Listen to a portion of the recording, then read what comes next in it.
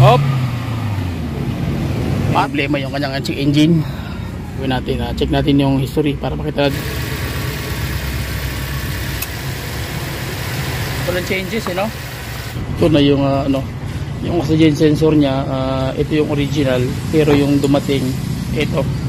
So ibig sabihin na hindi pa siya akma. So try natin kung pwede ba. Pero although Toyota, okay, so nakabit na natin guys yung pyesa. Okay, on. Start. Yeah, wait lang guys, yung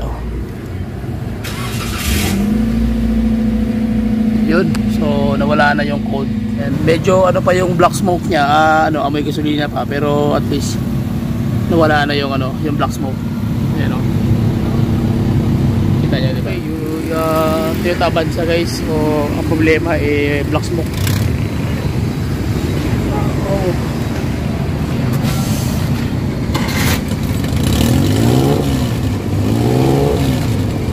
Okay, may black smoke siya lumalabas. Ayan, kita nyo. Ayan, nag-black smoke. So parang hindi maganda yung malakas yung niya, black smoke. Pakinggan natin kung anong problema nito. RPM mo raw. Tingnan natin yung black smoke niya. Sige. RPM. Sige pa. Hop. Parang crudo ang nalagay dito. Crudo. Okay. So, ang gawin natin, check natin yung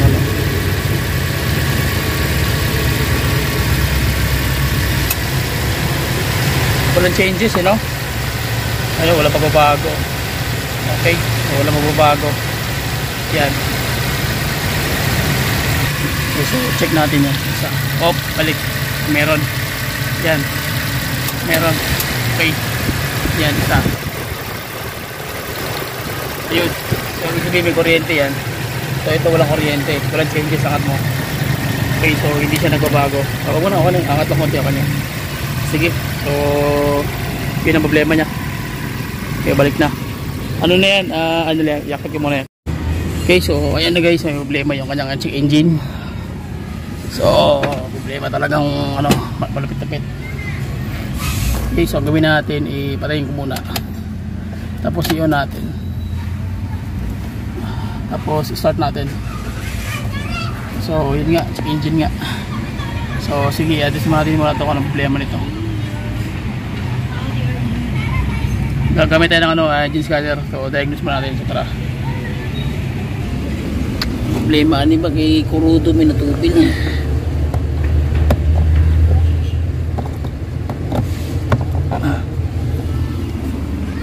Okay, so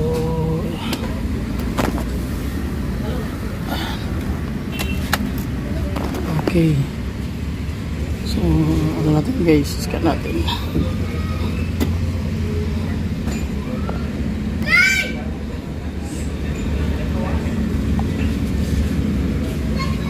Toyota.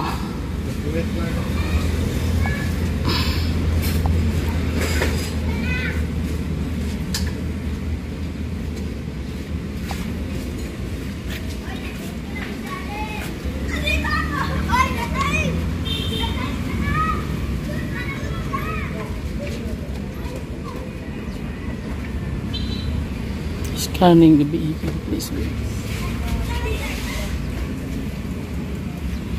Okay, so Japan, mag-ano tayo, test 2 tayo. Okay, okay. Ito ba lang yan? Road na. Basta kami? Gasolina niya. System diagnose, powertrain, engine. Okay, next.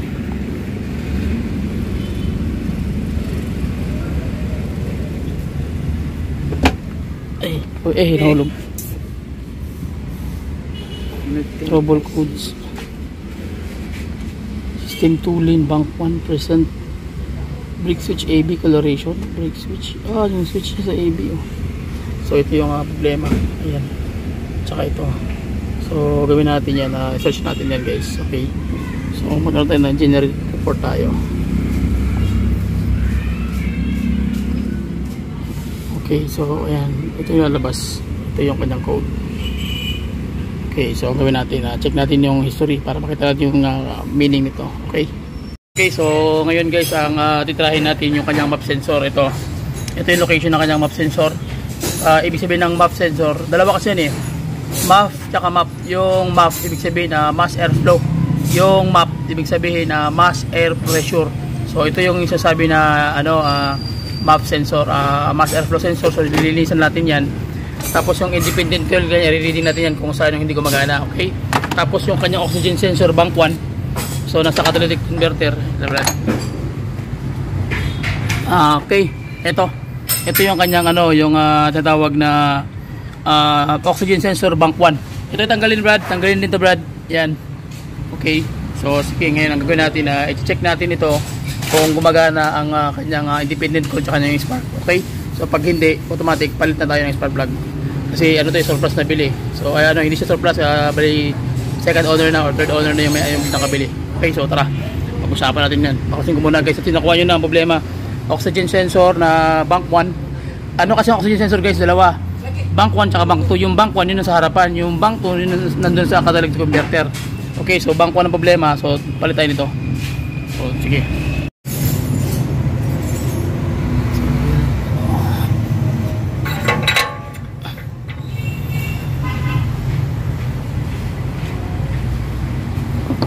So ito, papalitan.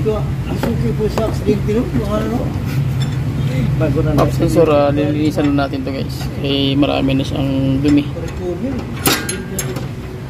So ito rin, sira na rin to. So palitan siya. Yung kanyang yan, bank 1 oxygen sensor.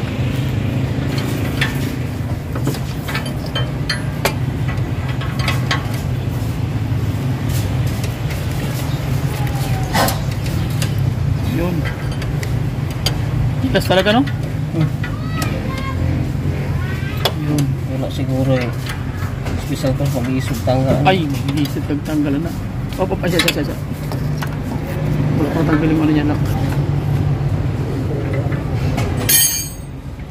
Yan ang oxygen sensor, bank 1. Ito naman yung kanyang tatawag na map sensor. Nilinisan lang ito guys. Tapos ito yung independent coil, papalitan natin ito. So tara. So main issue din yung kanyang fuel. Okay, so may halong crudo na fuel. So ang problema is unleaded ito, may halo na crudo kaya naga-black smoke. Okay, kaya nagiging main reason kung bakit nasira yung kanyang oxygen sensor. So tara, bilhin natin ng pyesa guys para matapos na natin to. Ito na yung yung oxygen sensor niya, ito yung original, pero yung dumating ito. So ibig sabihin na hindi pa siya akma. So try natin kung pwede ba. Pero although Toyota naman siya, iba lang yung itsura niya. Pero ang mahalaga dyan, yung wire dito, mechanism, mag-aangkop doon sa kanyang sa yung ECM. So ayun na, bago na siya. Okay, so spark plug. Apat, bago na rin. So tara, salpak natin guys. Okay, so nakabit na natin guys yung pyesa. Diyan na yung map sensor. Tapos yung kanyang spark plug tsaka independent coil nakabit na natin. So ito na yung bago. Ayan o. So yun na lang yung oxygen sensor. Tapos i-under ko na natin ang head scan. Ginabi na tayo dahil yung pyesa hapon na dumating. Okay, overtime na natin to para matapos na to. So iskan natin guys para makita natin yung kalalabasan. On natin susi. Okay, so check natin kung lalabas na naman yung code. So Toyota Avanza diagnose, and then Asia, Toyota Avanza, Asia lang tayo. Toyota manual tayo kasi Avanza to eh. Matagal-tagal lang konti. Japan Avanza, walang Avanza, Avensis. Ito rin natin Avensis ECT. So okay, so yan, bilisan lang natin guys.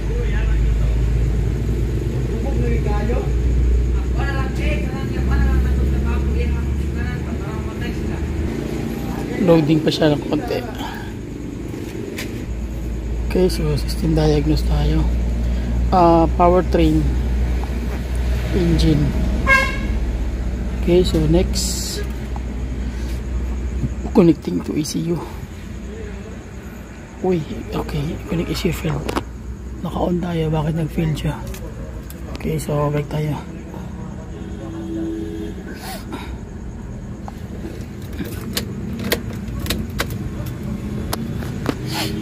Okay, so it goes.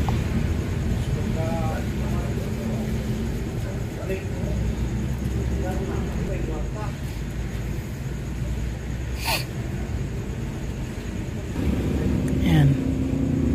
Okay.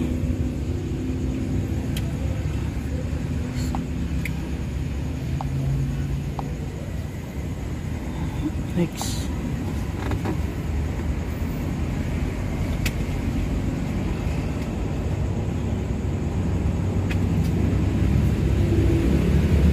Trouble codes. No trouble code. So kita nyo guys, hindi na lumabas yung code. So ibig sabihin okay na yung tira natin. So ang gagawin natin, i-okay na natin to. Wala nang code lumabas. Ayan, kita nyo naman. No trouble codes. Okay, so ibig sabihin okay na siya. So gawin natin, magbabak lang tayo. Back na lang tayo. Okay. Okay. Ratio 1 to exit. Okay. So ibig sabihin hindi nito nag-delete ng code. Ibig sabihin okay na siya. So back na tayo. So i-start natin yung makina guys. Okay na tayo sa engine start. So ibig sabihin wala siyang problema. So sige, start natin yung makina. Continuation tayo guys. So ngayon gawin natin, papandalin na natin dahil kagabing gabi ng oras na yun, nagkabit pa kami yan. Tapos nakatulog na tayo, nakantay. So ginawa natin ngayon guys, papandalin na natin yung unit ngayon. So tara, check natin guys kung kumusta yung tira natin. Okay, so nandiyan pa yung mga pyesa. Okay, so try natin.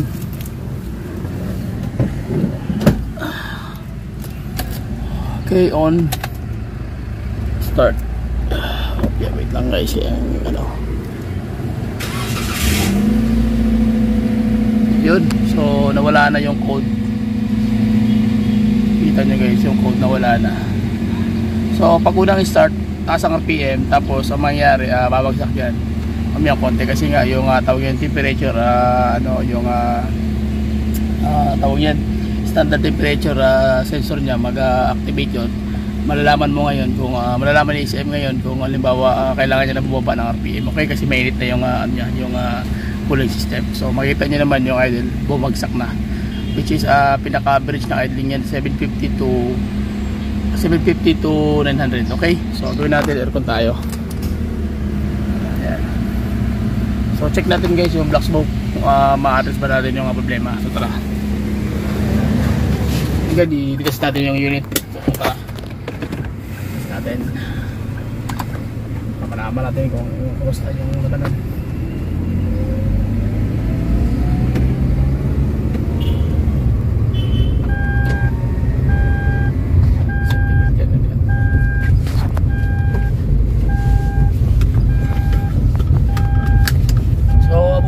Is yun nga, map sensor madumi, oxygen sensor, tapos yung kanyang tawag niyan na dependent coil, at saka yung kanyang yung fuel madumi, yung fuel na nalagay guys, kaya yun ang problema, kaya naga black smoke siya. So kaya ingat kayo paglagay ng mga fuel. So kailangan trusted nyo yung binibilan nyo ng fuel. Okay, so okay na to. So yun lang.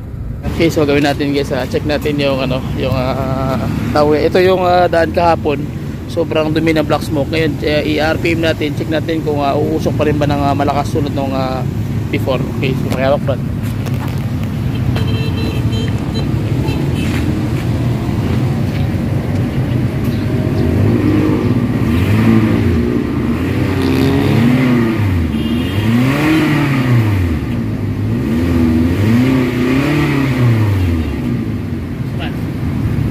Apay gamay. Pero yung yan, yung tinanggal natin yung di ba? Idugdog mo na to. Okay, so ayan, nakita nyo, na-lessen. Okay, parang tubig siya, no? okay, pero kahit paano guys, nawala na yung address, yung concern natin, yung kanyang yung black smoke. So tinanggal kasi namin tong dito, yung kanyang natawag na tinanggal natin yung kanyang catalytic converter dahil nahirapan kami magkabit nung sensor dahil pagtanggal guys, sira na yung yung thread. Kaya ginawa namin, binaklasan namin yung buong mechanism, kaya ginabi na tayo. Ayan, medyo pa yung black smoke niya, amoy gasolina pa, pero at least nawala na yung yung black smoke. Ayan, kita nyo, diba? So ibig sabihin, okay, tira natin. So yun ang mga basic pointers guys nga dapat nyo matutunan sa mga ganitong mga bagay. So kailangan meron kayong engine scan. So although hindi Ansel, kahit anong brand, basta meron kayong engine scan para sure talaga tira nyo.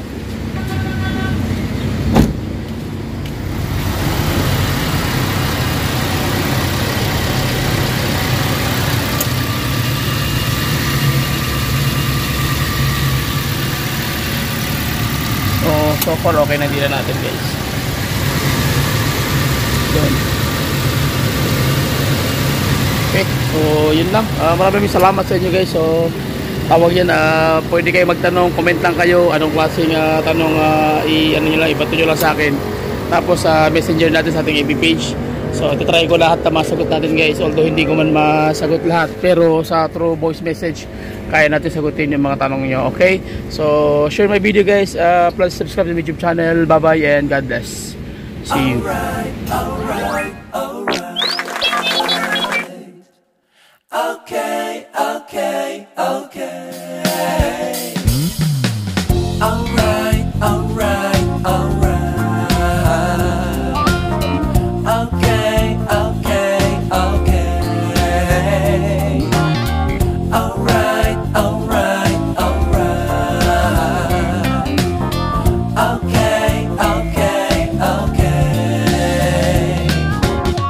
Da da da da da da da da da.